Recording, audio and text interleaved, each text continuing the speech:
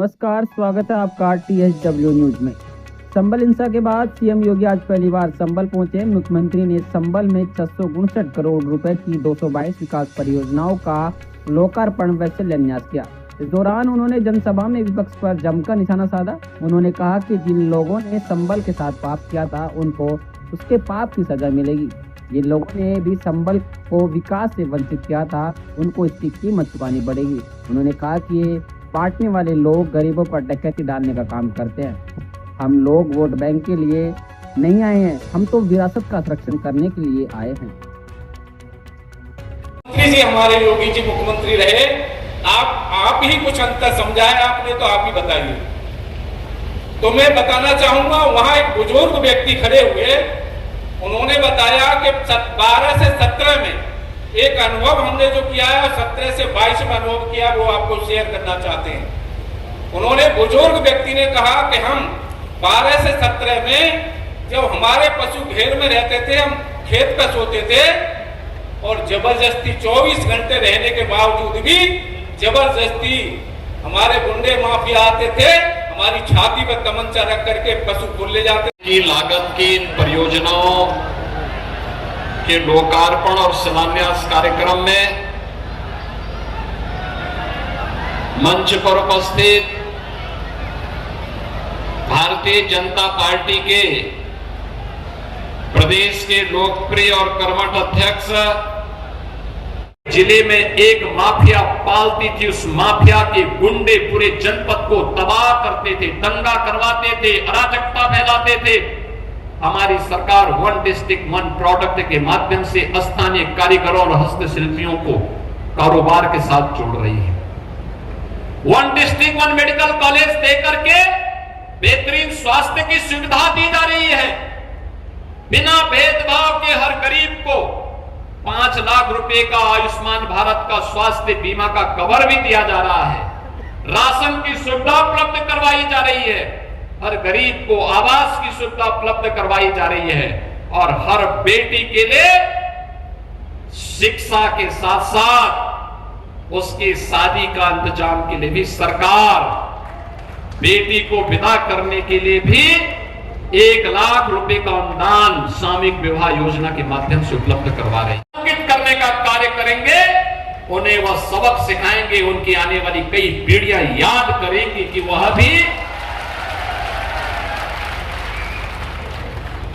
किन लोगों से टकराए थे।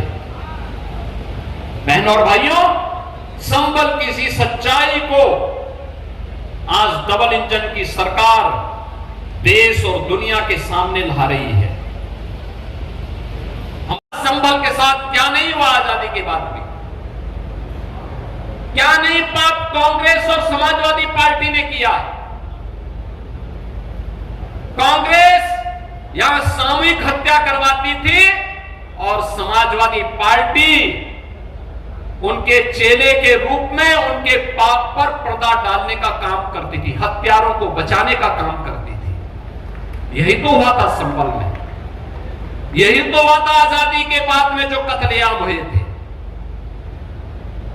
क्योंकि अगर ये सच्चाई सामने आ जाती तो उनको वोट बैंक खिसकने का भय था। हम लोग वोट बैंक के लिए नहीं आए हैं, हम तो विरासत का संरक्षण करने के लिए आए हैं। वोट बिना न झुके न भटके न कहीं अब विचलित हुए, लगातार संघर्ष करते रहे। उन सभी कार्यकर्ताओं का, संबल वासियों का, आपका जो संबल है ना, इस संबल ने अन्य लोगों को भी दंगाइयों से लड़ने की एक नई ताकत दी है और इसके लिए मैं आपका अभिनंदन करने के लिए भी आया हूं, आपको आश्वस्त करने के लिए आया हूं। ये डबल इंजन की सरकार आपके विरासत और संरक्षण के संरक्षण के लिए और विकास को आगे बढ़ाने के लिए पूरी प्रतिबद्धता के साथ कार्य करेगी।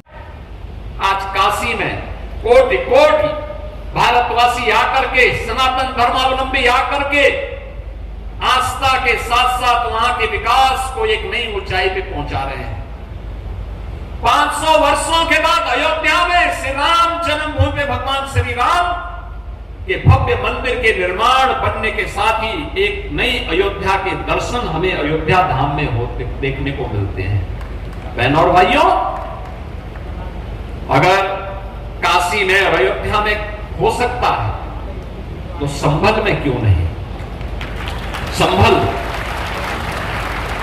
भगवान कल्कि और हरिहर के इस पावन धाम के पुनरुद्धार का कार्य क्यों नहीं? और उसी दायित्व का निर्वहन करने के लिए सरकार आई है आपके पास।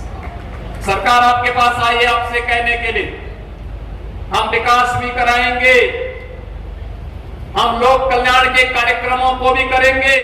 पुराण के ही इसी प्रसंग को अगर आप ध्यान में रख करके देखेंगे तो वही प्रसंग हम सबका ध्यान आकर्षित करते हैं। स्कंद पुराण ही इस बात का उल्लेख भी करता है, जहां पर स्कंद जी महर्षि अगस्त से इस बारे में कहते हैं कि आकर्णे महाभाग पूर्वे सांभलेश्वरम गंगारथ प्रामध्य सतम क्षेत्रम च योजन त्रयम। यानी यह संभल के बारे में कि संभल नगर जो भागीरथी गंगा और राम गंगा के मध्य में है, यह 36 किलोमीटर की दायरे में स्थित है। इसके महात्म के बारे में, इसके क्षेत्रफल के बारे में यह स्पष्ट उल्लेख किया जाता है और श्रीमद् भागवत महापुराण में इस बात का उल्लेख करता है। तो भगवान विष्णु की संभावित अवतार की भूमि को, भगवान कल्कि की पावन धरा को श्रावण मास में, यानी भगवान शिव का महीना है, तो हरि का भी और हर का भी एक साथ समन्वय आज यहां पर हो रहा है। इसलिए हम लोग आज यहां पर आए हैं। जो योजनाएं हम लेके आए हैं, ये तो एक छोटी सी झलक है इसकी। ऐसे ही तमाम बड़ी खबरों से जुड़े रहने के लिए हमारे YouTube channel TSW news Hindi को सब्सक्राइब करें। वीडियो को लाइक, कमेंट, शेयर करना बिल्कुल ना भूलें।